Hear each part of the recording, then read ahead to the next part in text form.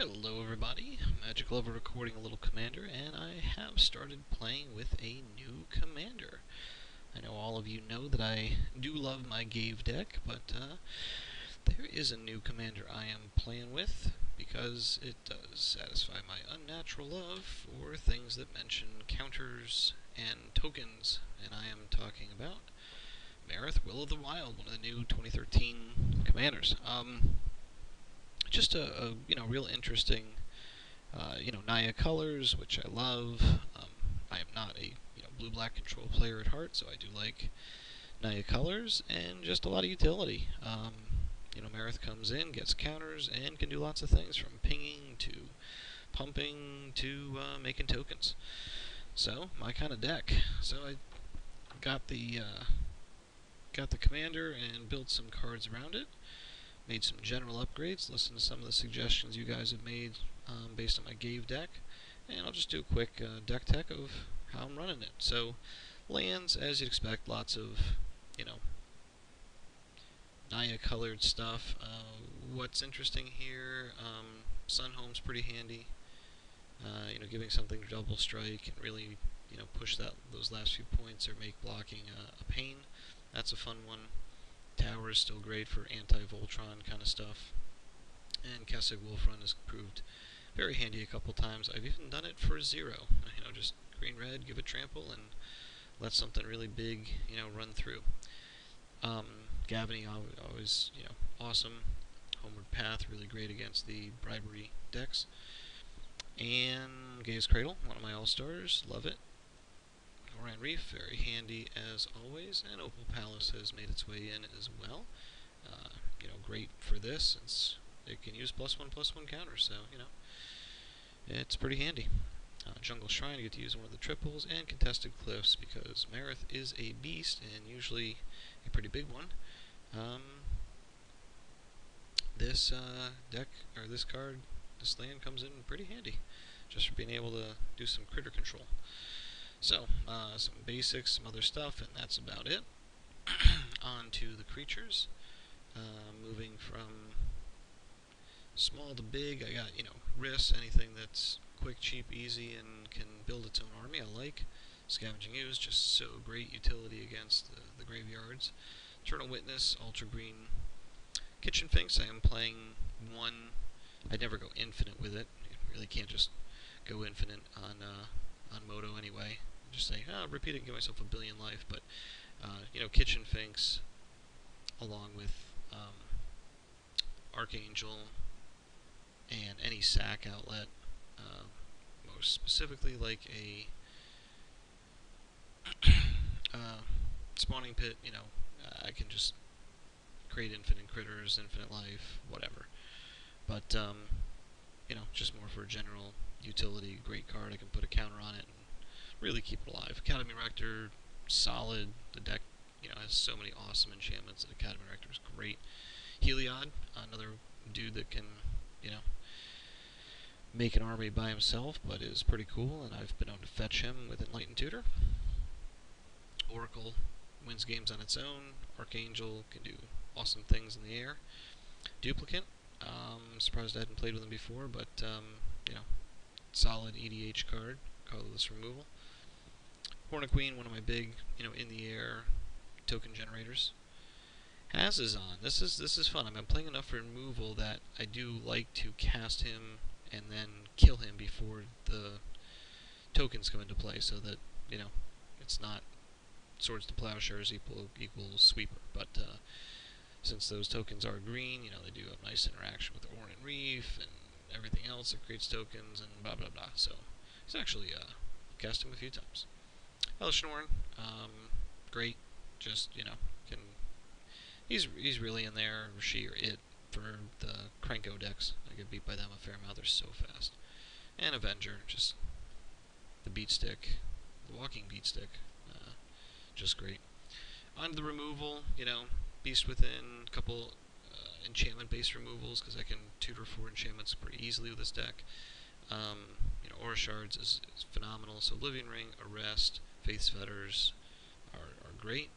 And then I've got your more traditional, like Day of Judgment, Wrath of God, Martial Coup, that kind of stuff. Contagion Engine, pretty handy as well.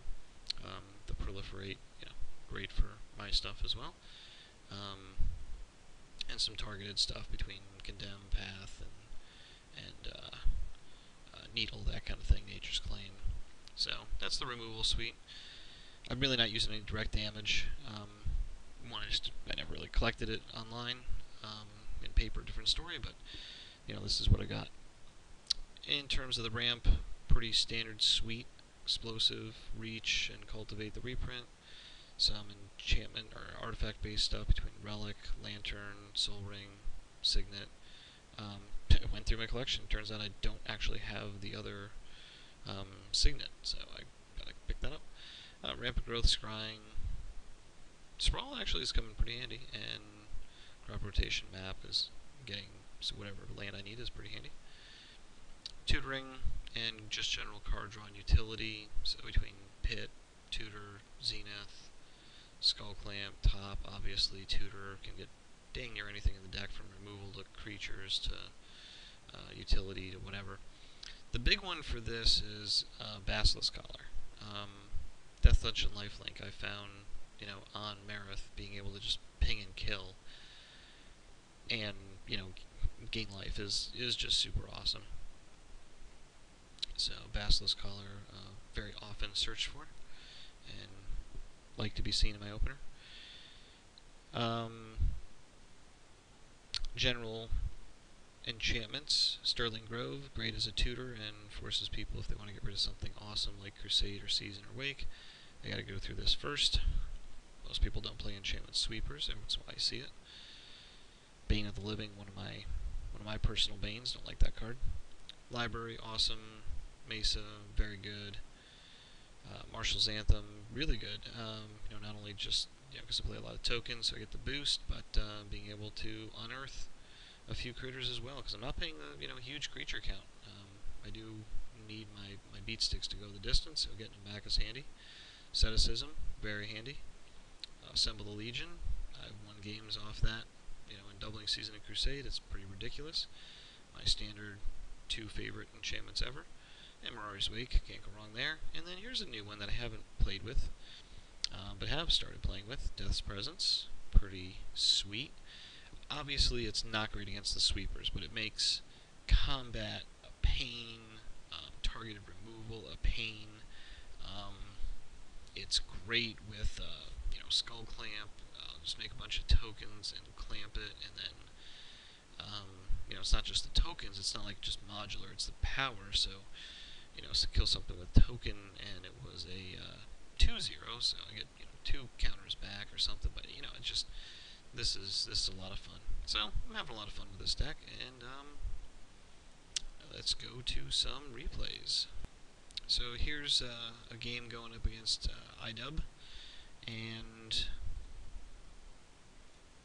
let's get it started. Wait a minute. Oh, sorry. Wrong replay. So here we are. My apologies. Here I am playing Marath, and that's my hand. Going up against a very similar Naya-based deck in Gaji Honored One. I think this is more of a multiplayer, but, certainly still make a lot of tokens, and your dudes get to attack as well, so I kept what I think is a pretty solid opener. No acceleration, which is a pain, but I do have everything I need, including library, so I'll get library turn 2. Got a little removal. I see some good stuff. Nothing for me to target, or I can't get out anything big yet. He O-rings a library, which I'm relatively happy with, because I can get it back anytime I want. Savage-born Hydra. This might actually go in this deck. Savage-born Hydra is pretty efficient. 2 mana, put a counter on it. It's double strike. It's X, so put it in for 3, and then attack next turn for 7 double strike. So that's that's something I can put counters on and whatnot. It's pretty powerful. I do crack the expedition map search for contested cliffs. I think that's going to be pretty important. Where his weight comes down. He drops Rancor on the Hydra. Doesn't pump it here. I kind of bluff the path. I O-ring the Savageborn. Go for Cradle. I've got a lot of land here. And he pulled a smooth one. Something I've done before. He